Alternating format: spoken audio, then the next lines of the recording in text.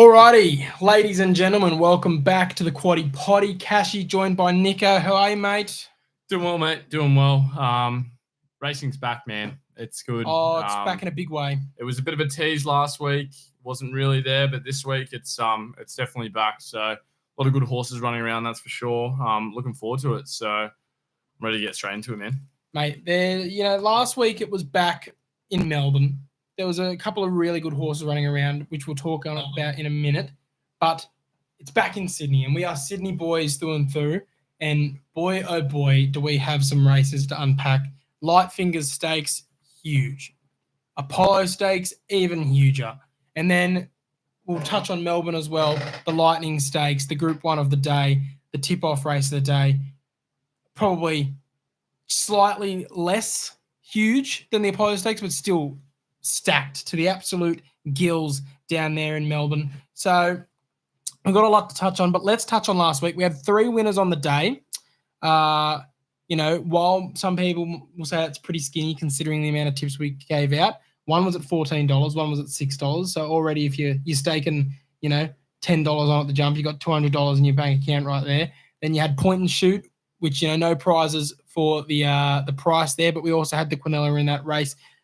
Talk about Quinellas. We had the Quinellas in about 3 races as well. Mock Quinellas, races 4 through 7. We owned at Randwick. Yeah, I thought we were just on a roll until the truck stopped there because all we could do was come second. We had about 7 or 8 seconds on the day. It was starting to get a little frustrating in the end. Yeah, it was a bit annoying, but look, that's all part of it. And like we said, this week's the week that we've been kind of waiting for. So get back into it with some really, really good horses running around. Yeah, and we are the Quaddie Poddy after all. The Randwick Quaddie was no good, but the Caulfield Quaddie went bang, bang, bang, bang for a lovely $590 payout. And if you staked it to 20%, which we recommend, you got over double your money back. So that was a nice way to start off for the Quaddies. Hopefully we can go 1 for 2 or even better 2 for 2 this week. The reason, mate, the Randwick Quaddie went no good is because we just could not catch Bjorn Baker. Absolutely air Bjorn.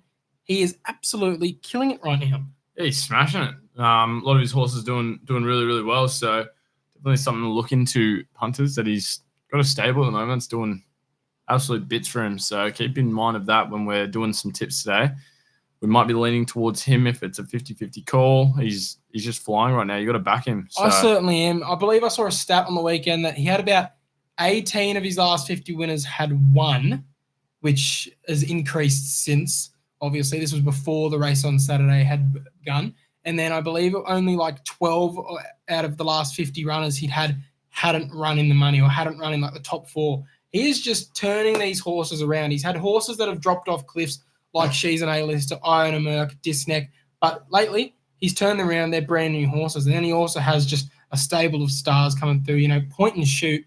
Oh, my goodness. That win after it missed the start by that much was just incredible. Clearly way better than benchmark quality. Can't wait to see it contest a lot stronger races later on this autumn. And then the list could go on with the horses that he has in his stable right now. It's completely chalk and cheese compared to where he was 4 years ago when we started this podcast, that's for sure. 100%.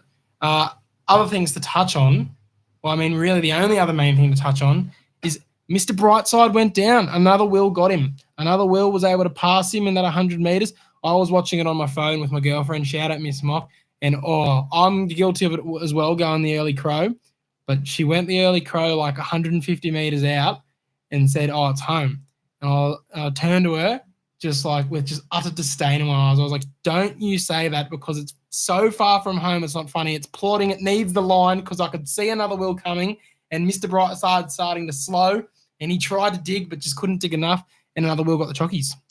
Yeah, Party got another place, so at least a little bit of money in the each ways where it was paying like $3 or $4 for a place. Yes, so you're leading the tip off, getting a nice early lead. Getting a nice early lead, but just at the mile, I think miles its best distance by a long stretch. So 1400 is always going to be tough for it, but look, another Will, very very classy, showing that it's stepping up. I didn't know if it could handle it going at that quality. It kind of didn't do very well at some stages, but it was doing well against Jimmy Star. But then, doing really, really well. Yeah, Jimmy Star, Mr. Brightside, obviously, 2 completely different beasts, but he's held his condition, he's held his form, and now he's a genuine Group 1 stud. Obviously he's won some Group 1s before, but he hasn't really been knocking off the likes of Mr. Brightside on a consistent. So big autumn for him coming in. He'll probably be seeing Mr. Brightside a few more times throughout the autumn. So if he can back it up and do it again, clearly he's potentially our next big 1,400, 1,600 meter star. But other than that, mate, anything else to touch on before we get stuck into some hotline and listener questions? No, we got a new broadcast channel. That's probably the only thing on Instagram. So very true. If you want to get in on that, there's a lot of you guys that are in it at the moment, which is we've been wanting one of them that was pretty much one of our goals for this year, was to set one of those up to get a bit more engagement going. So if you guys want to look at that, have a look. So awesome. Actually, you know what? Let's have some horse chat quickly. Give the punters some updates on our horses. Obviously, you've seen a lot on our stories. You'll see some in the broadcast channel. But we'll update the podcast listeners who don't follow us on socials, but you should, at the Mock Sports on Instagram, at the Mock Sports Pod on TikTok. October Star, the boy, obviously mine. You've got She's a Sort, the girl. And She's a Sort's looking good, man. Looking real good. Yeah, she's looking nice. I know Jace's been sending lots of updates and it's doing really, really well. So I'm looking forward to seeing how she goes. Yeah, she's come back into the stable recently. They're starting, to really get her in those barriers, get her closer to the jump outs, whereas October Star, we're taking our time with him. He's always sort of been bought as a potential 3-year-old runner, or if so, he'll be a late 2-year-old runner, whereas She's a Sort's probably going to run in the next few months. So, if we're looking at October Star, probably back end autumn, if not winter, or when spring comes around as a 3-year-old, whereas She's a Sort's probably almost definitely going to be running as a 2-year-old. And he's just going through his paces, man. Every piece of work looks better and better. He's getting bigger, he's getting stronger, he's getting fitter. The team at Monarch are psyched about him. The team at Lit Racing are psyched about him. But it's She's a Sort. Obviously, she's going to be the one that's going to be up and going first. So she's going to be the one we're headed to the races to watch first. And the whole team. Fingers crossed. But I don't know if she'll get up in time for the slipper, but I'm very much so looking forward to going to see her run. I've had a few of the others owners reach out to express their excitement as well. Yeah, a couple of my mates are on it as well. So yeah, it's going to be a fun day when she makes her debut, that's for sure. And we'll keep you all updated when you can head to the track with us to see our horses run. But we'll get into the hotline now, mate. Hopefully you guys can hear it loud and clear. We're going to start off with the man, the myth, the legend, Stocks Bloodstock has called in. G'day, boys. Joy from Stocks by Stock here. Just wondering if you guys think the same, that Sistina is vulnerable on the weekend. Thanks, boys. Good question. I actually tuned into his live stream last night. He had Dill Gibbs on his live stream on TikTok. Did he? I was tuning in. Oh, wow. Yeah. Dill Gibb on the TikTok live stream. Good on you, Stocks Bloodstock. Yeah. It was I got on there. So I had to listen to some of the stuff they were saying. But yeah, definitely vulnerable, I think. I think definitely not sure price like we probably would expect after winning, in my opinion, a Cox Plate like the way she did. I honestly think she's pretty vulnerable against some good horses coming through. So I don't think she's a moral for any measure. So definitely agree with you there. Vulnerable, yes. Will I have her on top remains to be seen. I'll explain later. But she is vulnerable. But I hint, I'm confident that she probably gets the job done. But she's in no means a sure thing as she has been in the past. But we'll really unpack that later because there's so much we can discuss about that race. We have Will Sloan as well. Oh, this is trouble. This is going to be a bit of a stitch up to you, mate, I think. Oh, no. Sloaney's called in here. Hey, guys. Long-time listener, first-time caller. Love the potty. My first question is 49 points a good score in golf? And if they hit it, do you think they cheated? And my second question is, do you think another Will is the future of horse racing? All right, we've discussed another Will. Let's discuss the golf. Explain yourself, mate. That was targeted at you. Yeah, this is one of the boys I play golf with. Shout out to Sloan. Gives it a listen. Him and his mum listen to it. So, hit 49 points, dropped 4 shots. So, doing nicely off 21 now. So, that's all we'll talk about it on this. But yeah, thanks. Thanks, Sloan. Thanks, Flames, for getting on there.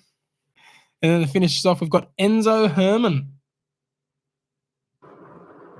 Cashy, Nicko, how's it going? Good, mate. Just need to settle a debate here. Who do you reckon's better, Ronaldo or Messi? I think it's pretty simple. Messi. Yeah, Messi's Okay, better. good. Messi's better. Messi, World Cup. That's what I was going to say. I don't know a lot about soccer, but I know Messi's got a World Cup, so that should be the end of World Cup for discussion. me.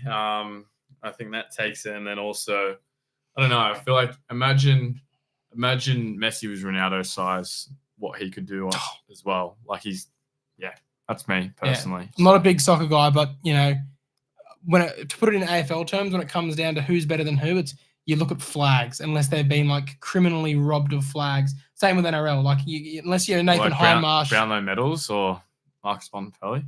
No, exactly. You can't go off Ballon d'Ors or Brownlow medals because they just get given the same players every year, and players like your Bonts go unrewarded. And you know, like in the NRL premierships, you've got some of the best of all time don't win flags like Hindmarsh. He's criminally robbed of ones, but the ultimate measure is what tournaments you're winning, and World Cup beats all. So head us to the listener questions, which are hopefully a bit more racing related. Yep, Sammy Taylor, early Coolmore winner.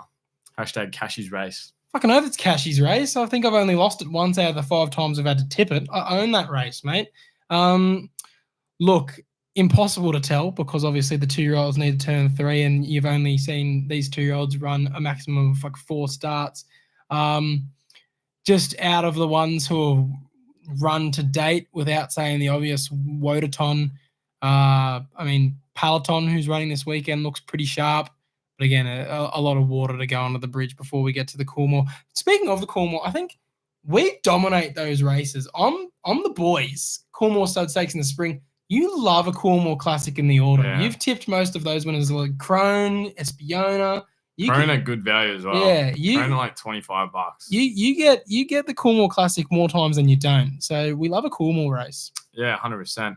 For me, if I had to, maybe Belmessi, maybe we'll see. Yeah, a lot of water going on the bridge there. Next question: who's been stitched up more? Pride of Jenny getting Craig Newitt as new rider, or Craig for getting a broken Pride of Jenny? Yeah. Craig Newitt getting a broken Pride of Jenny, I think. That was one thing we failed to touch on. Your Pride of Jenny back officially, came back into the stables. They're going to target her at the Queen Elizabeth. Look, punters will remember how passionate I got about that in the spring. I could go on another tirade here. I think it's ridiculous. I think this is going to sound bad, but I hope first up she bleeds again because that means she has to forcibly be retired and she can be taken off Tony's hands because I don't think she should be brought back. And you watch, now that I've said that, she'll come out and she'll be the old Pride Jenny and she'll win 5 races. I think it's all part of it, unfortunately. I'm not that bad. Yeah, I think Craig Newitt's the one that's going to get stitched up here because if she runs like shit first up, he'll cop the blame, even though he'll have nothing to do with it. Damon Winley, he just did that one. James Fitz, could we see I Wish I Win versus Pride of Jenny with Wish stepping over further? Seems like would be a good miler. Yeah, we'll see. You've seen horses try it, think about it, tried it, didn't really love it. Well, I Wish I Win was originally a miler, then got turned into a sprinter and is now looking to go back there since the sprints have started to drop off. Only time will tell. I don't think he's going to get back to his best at the mile, but only time will tell. Yeah, we got Frismic going off in the chat here. If you've got a quick question, Jack, just put one in as well, mate. Mr. Brightside looked flat, or is another wheel going to another level? I think 1400 really suited another wheel really well. I think 1600, Mr. Brightside should bounce back. So at least the price will probably help. But I'm more confident at 1600 where I'll have a look. So yeah, I think it was just another wheel going to another level. Mr. Brightside didn't really take a step back at all, in my opinion. Just found another wheel too sharp at the 1400. Fair enough. Is it just me, or I haven't seen any advertisements for this week's racing at Randwick? Big racing. Should New South Wales racing be doing more? It's only what we've been saying for the last 3 or 4 years. They never send anything. No, nothing unless it's the Everest. So. That's what I was about to say. All you need to know is it's not Everest week. That's why you haven't seen any advertising. Yeah. Autumn doesn't do great. Summer does all right, but autumn never does great, which I think autumn's the best time to go to races, to be honest.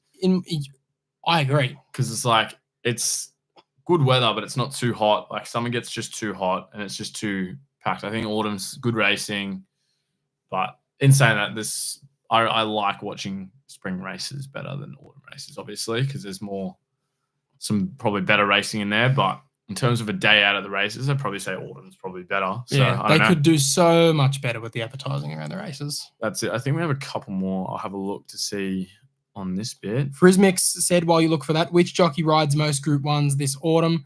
Oh, if it's not J-Mac, probably, I reckon, Blake Shin. It's a basic answer, but it's probably the right one. Yeah, maybe Davian Lane. Who knows? Yeah. Yeah. Sunshine in Paris winning Group 1 in autumn from Cameron Johns. Has the ability, just needs to find the right race. Probably maybe a Cornwall Classic. We talked about it earlier. Could be there. Yep. J-Mac choosing Switzerland and over VR. Is that hitting? She probably won't think thoughts. Probably won't win. Sorry. Look, I was going to talk about it later, but let's discuss it now. So J-Mac went to Melbourne this week specifically to ride Switzerland. He has ditched via Sistina. So clearly he's more confident in Switzerland than he is via Sistina. I don't think that's a case of he's not confident in via Sistina. I just think that that's how confident he is in Switzerland. Plus, Switzerland's Group 1, worth more money. Obviously, at the end of the day, it's all about the Benjamins. He probably also gets a stud deal with Cornwall if he's able to keep riding it and riding Group 1s. So I think that's probably the decision that ended up being made. How much money is the race worth? How much money is he going to get, residually after that? But gee, him ditching Sydney and the fact that he's on neither Via Sistina or Fangirl does scare me for that race, that's for sure. But he's clearly incredibly confident in Switzerland. Yeah, I think it's more probably money thing, honestly. Yeah. Probably Sometimes it's all it boils it down to. Does the Warrior do it on the dirt over at Saudi? That's the last one. Look, I wasn't confident 2 weeks ago, but the contenders around him are dropping like absolute flies. Look, I don't know a lot about dirt racing. I don't know a lot about international racing, but from all words from the experts, he's gone from having to beat about 6 horses to only one other horse. So he's down to favourite, deserve it favourite. I wish that I'd got on him at like $8 when all of those contenders were in it, but all of them have scratched except for one. So he's basically, they're saying it's now a match race between him and one other. So I do think he gets it done, quite honestly. Fair enough. Yes. Does that end it? That's all. We'll move straight into it, mate. I'm keen. All right, mate. A lot to unpack here with this Randwick card. First, we've got to look at the weather. The track is currently a soft 6 as of time of recording on the Thursday night. I expect it to dry out slightly to soft 5 tomorrow and then dry out to good 4 throughout the day on Saturday if the rain tomorrow night doesn't come. There is a potential of up to 10 to 12 mils to fall on Friday night. I don't think it's going to be that much because it was meant to be 18, then it got dropped down to 15, and now it's down to about 10. And it's probably even dropped since I researched into that. If anywhere from 0 to 10 mils falls, it'll probably be soft all day. If it doesn't, like I said, could potentially get to good 4 throughout the day. But just if you're punting early, like we have been, look for those horses who are versatile, both on dry tracks and the wet tracks. I would suggest look for those horses who are good in the soft because I think at least the day starts as a soft. Rail's also out 4 meters for the entire circuit, and this is about where Randwick starts to get a little bias to the leaders, and I mean that very literally, only a little bit. If we're talking 5, 6, 7 meters, it starts to widen that gap. 4 meters is where they only just start to get that edge, but I do think the track will play fairly. Race 1, 1,000 meters, benchmark 72 midway, quick midway sprint to start the day. It's wide open as always. I'm taking winning proposal here, straight to the point.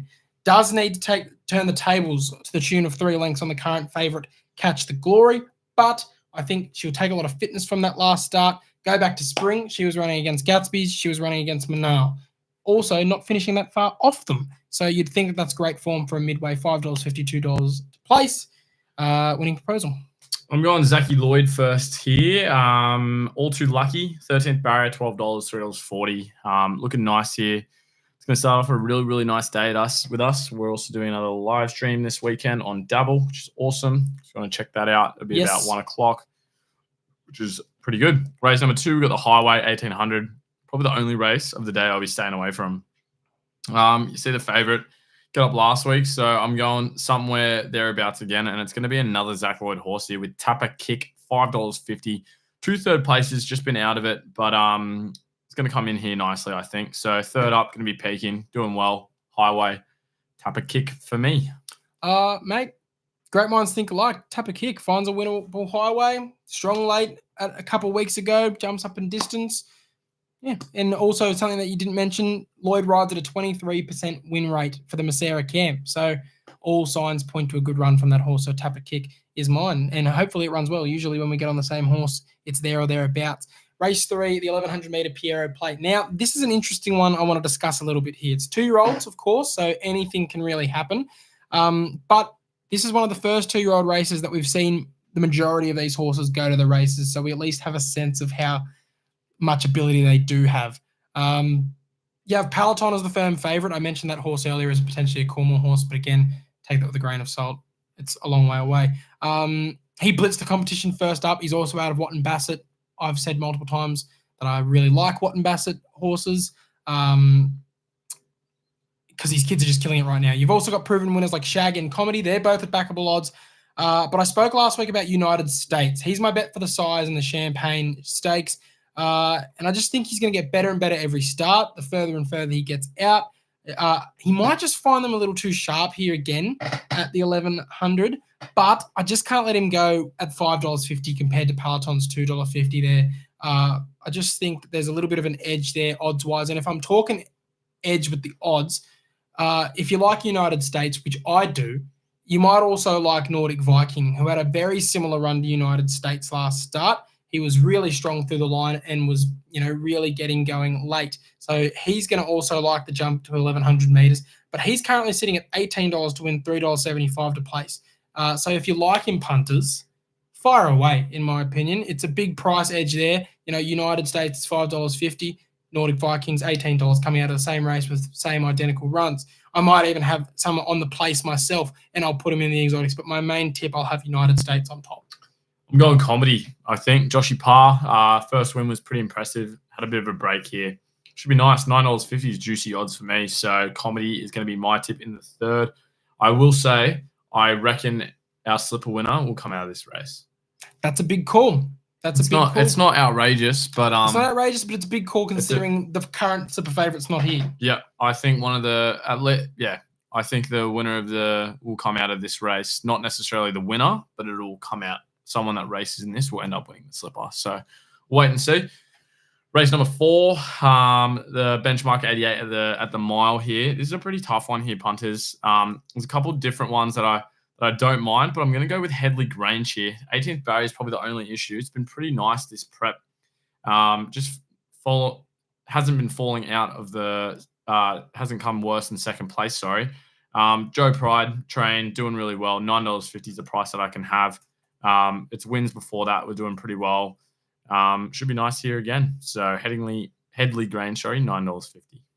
Fair enough. Just quickly, I'll mention last year's Piero Plate won by Switzerland, I believe. So form can stack up. My race 4 tip. Look, Yorkshire will be hard to beat here, but loses J-Mac. That's why I'm jumping off.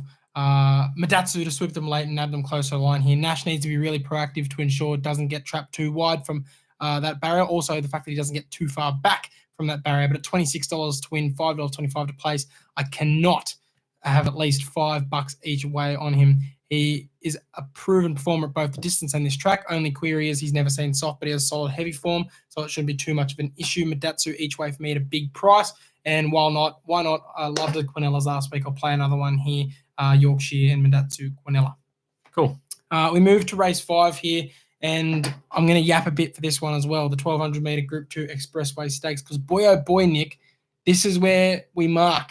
This is the moment. The good horses are back in Sydney. It's a 6-horse race, but all of them can win, in my opinion. All of them. And I'm telling you, no matter their price, they can win. Jolly Star might look like the easy option, and she is going to be my tip. I'll talk about it in a bit later. But seriously, you've got an import, give me the beat, boys. You've got Alentia and Magic Time. They're both very, very classy horses who have strong chances. Iona Merckx jumped up out of nowhere under the Bjorn Baker eye. You've got Airman, whose best probably could get over the top here as well. Each and every horse is a possible winner here. We've just got to find the right one. Give Me the Beat Boys is probably the only one that really likes to lead, so he'll probably she will be the one that gets up in front there. Jolly Star's probably going to be the one that's out the back last and try to swoop them. And that's what I think she probably does here. She's just so fantastic when fresh. She looks to be in tip-top shape according to her trials. Spanked a much better field last time she was first up over these conditions at Randwick as well. So I'll have her on top at $2.50. But because I have an absolute sickness for imports first up in Australia, I'll also have just a $5 note on Give Me the Beat Boys as well at $18. Yeah, I don't mind your thoughts there, but I just don't like imports that run at less than like a short distance. They're usually better at the longer distances. I feel like Aussies, we breed really well, and same with in New Zealand in terms of sprinters. So Jolly Star, Alentia, Quinella here pretty easily for me. Punter's going to be one of my big plays for the day. I think Alentia gets over the top. Both have outstanding first-up records. Alentia, 5 starts, 4 wins, 1 second place. And then Jolly Star, 4 starts, 3 wins at the first up. So they're both going to be there. I reckon they're definitely Quinella for sure. So it's going to be me, but I'll go Alentia just to split you. But honestly, I reckon that's going to be best of the day. It's going to be a Quinella for me. Fair enough. Take us to race 6, mate. Race 6, the 1200 Roderick Lodge Triscay Stakes. Really nice one here. You've got Clear Thinking is your favourite. He's 4 from 4. Really, really doing well. Zachy Lloyd has got a lot of good rides this weekend, but it's going to be commemorative for me. Another first up record that looks pretty nice for me. 4 starts, 2 wins, and 2 in the second place. Been on this horse lots of times. Godolphin, really, really nice. James Cummins, Adam Hieronymus, doing well. $5.50 commemorative for me. It's no secret that I'm a big commemorative guy, and I'm with you here. She does her best work when fresh, does her best work in the wet. I'm gladly on her. We move to race 7 again, another one that has a lot to unpack here. The 1200 meter Group 2 Light Fingers Stakes. Tough race here. You've got 3 out of the 4 best 3-year-old girls in the country here in Manal, Lady Camelot, and Lady Shenandoah. The only one missing is your Autumn Glow, plus plenty of the B graders nipping at their heels. Is it as simple as just one of those 3 winning? I am not so sure. I think Manal and Lady Shenandoah, while those are the 2 best horses in the race, in my opinion, they're short of their best distances, which is a query. But in saying that, they could be just that too classy and get over the top here. Lady of Camelot is a fair favourite. Back to girls only racing after racing against the boys for quite a while. Set weights, good draw, should lead. It's hers to lose on paper, but her last trial did not impress me at all. She was all over the shop. And who won that trial but Dance to the Boom? The Bjorn Baker filly, Bjorn. I'm going for a left field punt here. I'm backing in Bjorn to continue his winning ways here. This Bjorn Baker filly, Dance to the Boom, it's 3 from 3 in its career. Has it beat anyone? Not at all. So you might say that she's probably not up to the task of meeting the Lady Shenandoahs, the Lady of Camelots, and Manals at set weights. But Bjorn's literally flying. It trialled really well. It beat Lady of Camelot in that trial. He's placed this horse really well here, in my opinion. Unlucky draw. That's the only query. I think the draw is the only query. If she can overcome that, I love it at each way odds of $13 to win, $3.30 to place. I'm even just looking for a place because it's paying more to place than Lady of Camelot and Lady Shenandoah are to win. So, Nick, what are your thoughts on the race? Got to go Manal. Back there pretty much the whole way, but I wouldn't be surprised if Lady of Camelot gets up here. I think Camelot is going to be a really nice 3-year-old horse. So, got to watch it. Probably had a disappointing last couple of races. Probably wanted to get a couple more wins, but I think this horse will do really, really well at the 3-year-old. But Manal for me, $6.50 is a price I can have. She does well. Not much to say. I talk about her a lot. So spring was tough for Lady of Camelot. She was racing against the boys and in Everest. So getting back to just girls here, it's definitely her biggest chance to win her first race since the Slipper. 100%. Mate, let's start unpacking the Group 2 Apollo Stakes. Yeah, it's a good race. 1,400 metres. Sistina is your favourite. $1.85. Obviously, off that Cox Plate win. You've got Ceolwulf, $4.50, probably your next best. And then you've got Fangirl, $4.40. Are they the 3 top chances? Probably. Atishu's at 17 as well. You got Lindemann in there and Golden Path and Zardozi. Geez, it'd be funny if Zardozi comes out and wins this. I doubt it, but geez, it'd be funny, wouldn't it? Yeah, considering that I'm not on it. It's always the way. 100%. So, yeah, VR, $1.85. Can't have my money with her. not a tip-off race either. So definitely not going to send her as a moral. I don't think so. I think she'll do well. McAvoy is a great rider, but I'm not too sure. I think she does her best at 1,600 to 2,000 meters. I think the 1,400 is going to be could be a bit of a bright side show there. A bit similar, as not long enough for her. Who knows? She might win by a long way, but we'll wait and see. I think Ceolwulf for me is going to be my tip. Does really, really well. Is one of the most informed horses going around behind Via Sistina. So bit of a better price for me to back. But have a look here, punters. Definitely, I'm personally probably won't even put any money on this race, just a watch race for the day.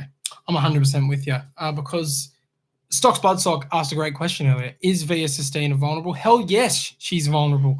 First up over a distance short of her best. Could be a wet track. Doesn't have J-Mac. Is facing some really, really tough competition who's better suited at the setup. But I mean, in saying that, I don't like Collett on Fangirl at all. I think she goes very close to winning, but I don't know if Collett is going to put her in the right spot to win. I think it's maybe going to be a case of what that Wink Stakes was first up in the spring, how she'll come home very similar to Via Sistina, but just fall that little much bit short. K-Mac might do what he does best and choke a horse back to last and leave it too late for her to win, like he almost did first up in that Wing Stakes, but then swung into the inside and just class alone got her through that inferior ground and got the chockies at a big price. But first up over 1,400 metres, is she even here to win? That's what we asked in spring, and she was there to win then. So we've just got to assume she's here to win again. God, I'd hate it if they just put her in for a jog, especially at the price of $1.85. If she starts to drift late, it'll stink. But I mean, she drifted really late at Wing Stakes Day as well, and look what happened. That's just the game of racing, I guess. Ceolwulf looks to be the ones that you could realistically back if you actually want to be putting money on this race. He could just go forward and blow them all away, but he does usually need a run or two to really get going. At the end of the day, I'm going to have Via Sistina on top, but I'm with you, mate. Won't be betting into this race whatsoever. Maybe I'll play a trifecta, but from a punting point of view, I'm putting my racing fan cap on. I'm just sitting back, relaxing, and enjoying the show that'll play out.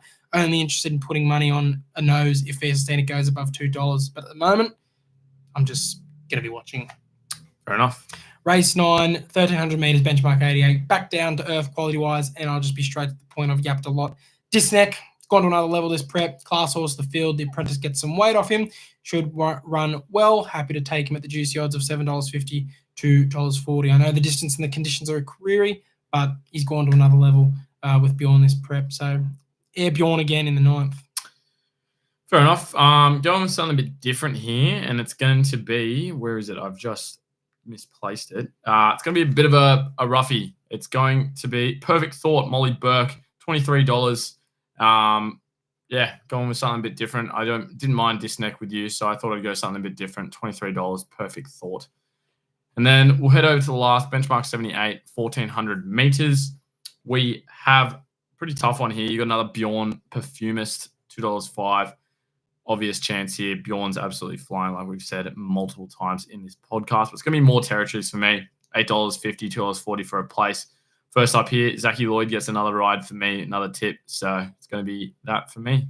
Good way to finish the last. Straight to the point. Air Bjorn, favourite in the last. I just think Perfumist comfortably, $2.05. No bet if it drops below $2, but that'll be me in the last. Cool. All right, mate. One tip-off race for us to discuss. And I think we can really unpack this one because it's absolutely packed to the gills, like I said.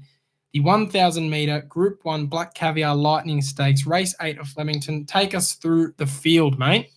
You got Marzu, Mornington Glory, Joyful Fortune, Way to the Stars. You got Philosopher, you got I Am Me, Benedetta, Stretton Angel, Skybird, Growing Empire, Switzerland, and Traffic Warden. Great field, looking really, really nice. Wow, I love this race. It's back in the days of Nature Strip. Yeah, this was Nature Strip's kickoff back in the day. Yeah, definitely. I'm looking forward to this one. Probably have a bet on this one as well. So yeah, we'll have a look and we'll see how it goes. What are you thinking, mate? Look, you could back so many of these horses, like Mornington Glory. Can you imagine if she gets up again after? If he gets up again after the upset that was the Moya Stakes. Sorry. Joyful Fortune, proven, at the track down the straight, but is it good enough to knock off some of these better horses? I say no. I Am Me, I would say is a great chance, but doesn't love the straight, not really proven, been there once, won once, didn't place again. I don't know. It's toughy there. You got Traffic Warden. We know he's good. Growing Empire, phenomenal horse. I think the winner's either Growing Empire or Switzerland, and I've just sided with Switzerland. I know it's boring going the favourite like I did in the Group 1 last week, but I mean, J-Max come here for a reason. Yes, it might be a little bit about the money, but he wouldn't ditch Via Sistina for nothing. He is clearly really confident in this horse. I have to back him in here and be confident in it as well. I would not be surprised if he got up here and then they announced we're putting him on ice, we're sending him to Royal Ascot for another showdown with another Coolmore horse, Stormboy. The old Switzerland Stormboy rivalry could be revived as Stormboy's headed over to be a Europe-only horse. We know. Who knows if he'll end up at Royal Ascot, but that could be a very funny sign to see those two go head-to-head one more time, but over in Europe this time. I think Growing Empire is going to be super hard to beat, but Switzerland's there for a reason. J-Max there for a reason. Backing him in. Yeah, I'm not too sure if I want to go Traffic Warden or Growing Empire here. I'm going to go Traffic Warden, something a bit different. I don't think I've been on it in one of its preps before. I was shocked. Yeah, $8 is a good price for me, $2.20. Hasn't been that put a foot wrong, really. I know it had probably a bad end to spring with that 10th place behind Switzerland and a lot of good horses, but not too bad here. Going to have a chance. First up, it's one. It's one at the distance. Should be nice. Hopefully, it's a bit of a mature horse. I feel like Godolphin do well when they get to the 3-year-old mark. I'm so shocked you're not on Growing Empire. I thought that was the lock of the night, you being on Growing Empire. You've been on it every start of its career, and now you've jumped off. Yeah, it's we'll wait and see. I just kind of worried about it. Hasn't run at the 1,000 meters before. Every time it runs, it kind of comes from behind, and it never really leads. And I feel like in this kind of race, you need to be up with the pace for the 1,000-meter race. Flemington Straight as well. So we'll wait and see. I could be wrong, but we'll see. Fair enough. Wow. I'm completely blown away that you're not on Growing Empire. I genuinely went into this thinking, well, I know who Nick's going to be on. Well, there you have it, punters. Traffic Warden and Switzerland are the plays. If you get up, you're going to be out to a very, very healthy lead, my friend. You're already in front of me. So, well, around the grounds, mate, have you found anything other than the feature races at Flemington? I'm not too sure if one of my tips is going to be in Flemington or not. It's also nominated up in Sydney. It is Gravina, $18, $4.20. It's a black booker. Should do very, very nicely. It's race number 5. Number 2, I've got Chawton Lane. That's race number 6. That is number 4. It's a favorite, $3.30. And then I have one more. I think it's in the last at Flemington. Where is it? It is Euphoric, $9, $2.60. First up, Craig Williams. Fair enough. I have got 2 here. I've got Flemington in the first. Revelair just continues to be a consistently good horse. I'll take it at the $2.90 mark. It, like I said, it just keeps winning. It just has a nice picket fence to it. Keeps stepping up in grades. I think it's going to step up here and just keep going on with the job. I think it's only going to relish Flemington. Nice big track, can really stretch out. Gives me very much so Dunkel vibes when Dunkel was really rising through the ranks, and I really got behind that horse. And I'm thinking this could be my new Dunkel, like just a stayer that's just really risen through it, come through the country, got into the city and just keeps beating these city horses, just keeps stepping up in distance and proving itself. Yeah, Revelair for me at $2.80.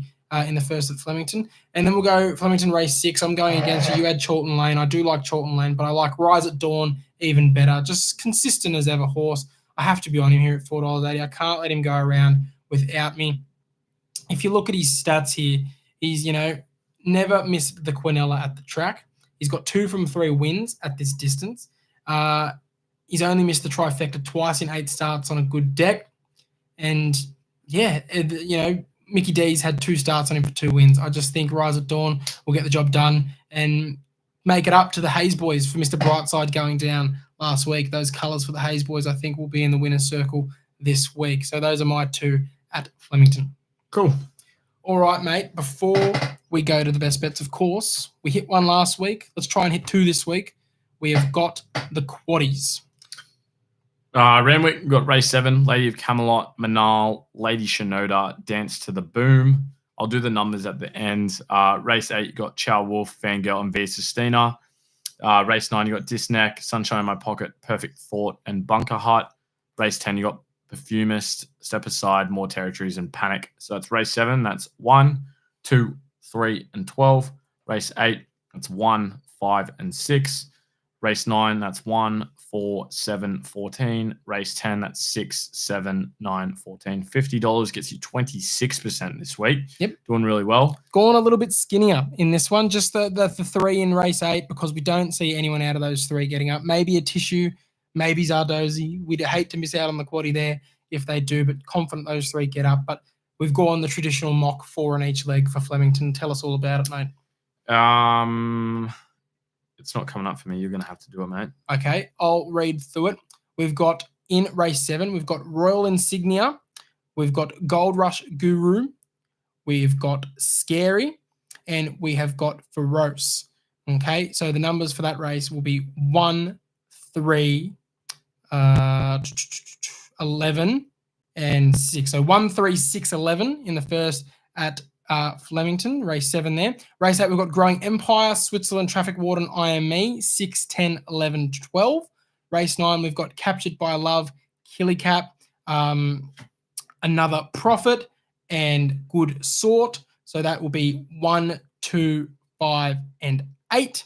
And then in last, we have Is It Me? We've got the Favourite, Sunshine in My Pocket, which is in our Randwick one as well. It's double nominated.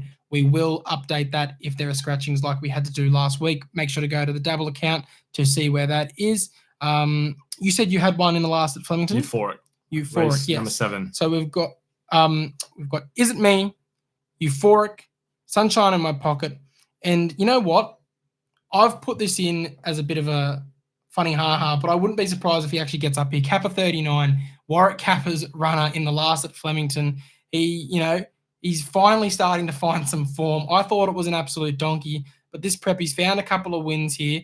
And, gee, can you imagine if Warwick Kappa wins the last at Flemington? He'll be down there in the straight, absolutely blind. I think the only one that could potentially threaten that Quaddie in the last leg is Porter. Maybe we'll put a cover, or if Sunshine in My Pocket gets scratched, I'll probably be the one to go in there. So the numbers in the last will be 3, 7, 9, and 10. And as the traditional mock Quaddie goes, $50 gets you 19.5%. If at any point during the Randwick or Flemington Quaddie's got you confused there again, head to our double account, use the code MOCKSPORTS when signing up to let them know we sent you. You can just copy it straight into your bet slip. Obviously, when doing so, gamble responsibly, set a deposit limit, and think about what you could be buying instead.